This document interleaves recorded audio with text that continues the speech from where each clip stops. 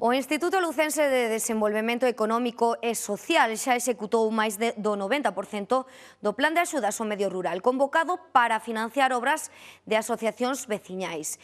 En total, presentáronse 164 solicitudes, das que foron admitidas 120, o resto non cumpría cos requisitos das bases. Os proxectos subvencionados realizáronse en 46 concellos, cun orzamento total de 600.000 euros destinado á mellora da calidade de vida no rural e a facer máis competitivas as explotacións gandeiras.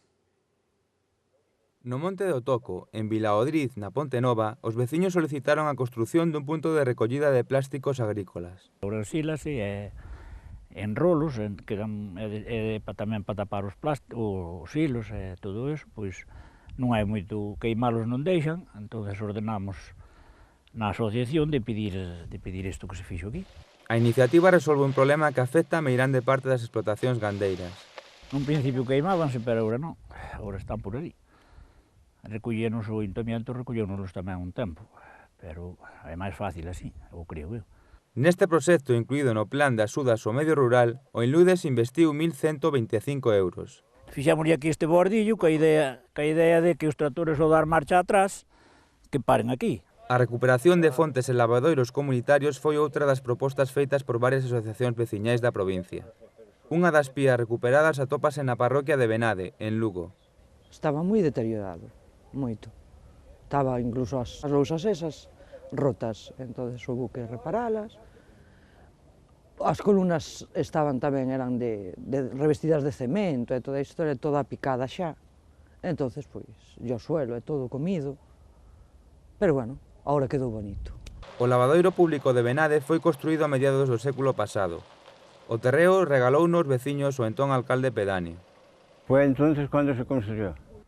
La Hermandad de Labradores puso 12.000 pesetas y el Ayuntamiento 3. Para a súa restauración, a Asociación de Veciños de Benade recibiu algo máis de 5.600 euros, a cuantía total solicitada ao Inludes. A metade dos accesos aos núcleos rurais de Pol están asfaltados e atópanse en condicións óptimas para a circulación.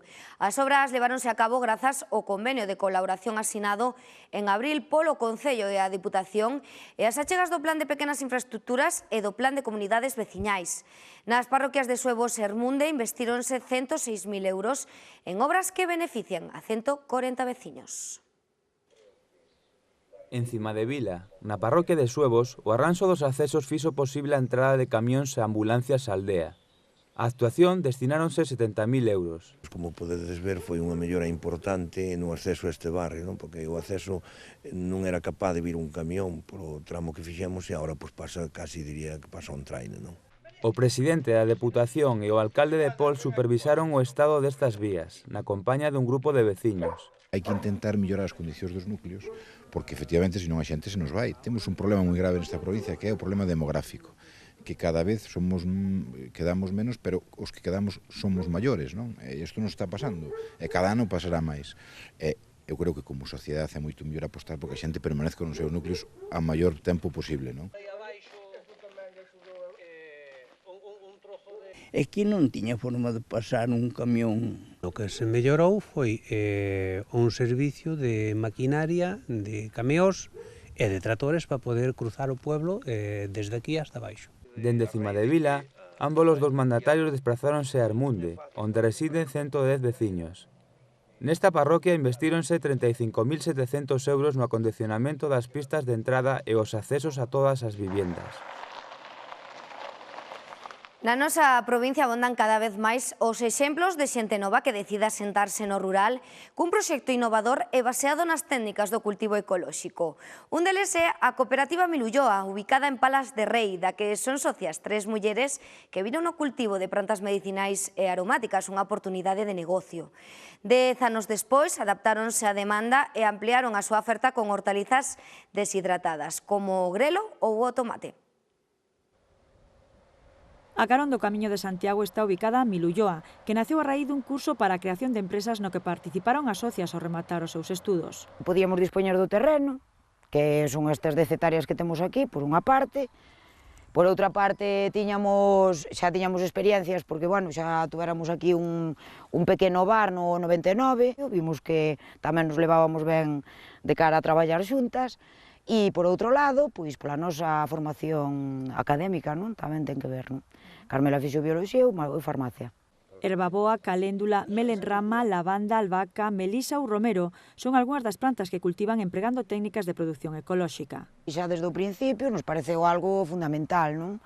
Pois plantas medicinais e con herbicidas pois non ten moito, non pega moi ben, non? Digamos. Aínda que comezaron cas plantas aromáticas e medicinais, na actualidade a estrela é o grelo. A demanda cada vez esténdese máis. En principio en Galicia, algo de España, que agora estamos un poquinho atendendo, e, bueno, eventualmente, alguén que está fora, sobre todo a xente que ten amigos, familiares, que lle manda, pois, os grelos, como, bueno, un estuche de 60 gramos, equivale a medio kilo, e, vamos, como non pesa nin ocupa sitio, pois é moi fácil de meter nunha maleta. Todo o proceso é artesanal, desde o cultivo até a súa transformación en envasado para posta á venda. Hai plantas que temos que triturar, outras que temos que despalillar para quitarlle, pois eso, os tallos e deixalo, pois, ca folla nada máis.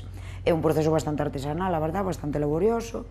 E entón o que facemos, pois eso, seleccionamos, metémolo no secadeiro, que é a cámara de secado, está a planta pois durante 2 días, dependendo, ou 3, dependendo do grosor, da folla, de se é unha flor pois que ten, como por exemplo a caléndula, que ten moitísimo aceite e tarda bastante en secar. A deshidratación permite unha longa duración dos produtos. O proceso é 35 grados para que non perdan os principios activos as plantas, e no caso das hortalizas, o grelo pois está a 40 grados.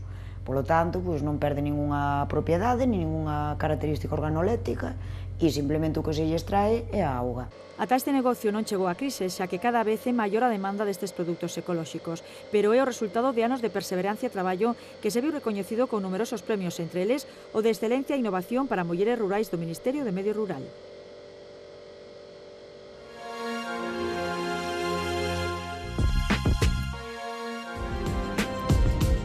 A localidade da Fonsagrada acollerá do 17 ao 19 deste mes a 24ª edición do Congreso Encina, que cada ano se celebra nunha localidade española. Preto de medio millar de profesores de ciencia abordarán durante estas xornadas diversos temas, como a entomoloxía, a astronomía ou as centrais nucleares. Acudirán científicos de toda España e do norte de Portugal. O Congreso Científico tamén inclúe rutas guiadas por distintos puntos da comarca. Este sábado arranca o programa do 21º Festival de Jazz que organiza a Asociación Escobillas. Esta primeira actuación correrá a cargo de Latin Jam e terá lugar no Club Clavicémbalo a partir das 12 da noite. Serán preto de 20 actuacións que terán como escenarios, ademais do Clavi, a Casa do Saber da USC e o Círculo das Artes. O Courel celebra este sábado a Festa da Castaña, que este ano terá lugar en Seoane.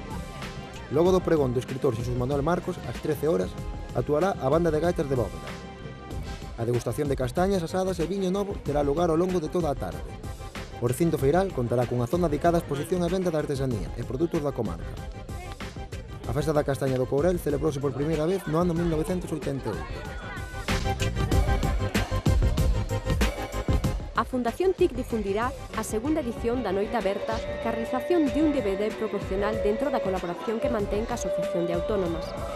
A presidenta do colectivo e promotora da idea, Nora Real, avanzou no Concello xunto aos colaboradores que o vindeiro 16 de decembro será unha noite chea de sorpresas onde os comercios ofrecerán descontos, catering e varias actuacións en directo. Os comerciantes interesados en participar poderán realizar a inscripción ata o 9 de decembro na Federación de Comercio. A TIC tamén colabora con medios técnicos e persoais nas terceiras xornadas de micogastronomía que organiza a Asociación Micolóxica Lupus, e que terán lugar esta fin de semana no Pazo de Feiras e Congresos. Profesionais e amantes dos cogomelos poderán coñecer de preto a ampla variedade de fungos que existen e as múltiples posibilidades que estes teñen na cociña, con receitas e comentarios en directo da man dos mellores nos fogóns. E o recinto feiral de Lugo ofrece outra proposta para este fin de semana, o primeiro Salón da Moto. Profesionais do motor disporán de 4.000 metros para exhibir as últimas novidades do sector. A cita inclúe tamén a primeira concentración de motos Suevia, na que os motoristas participantes disporán dun área de ocio con concertos e acampada cuberta. O obxectivo é convertir Lugo no punto de encontro anual para estes afeccionados e profesionais no mundo do motor.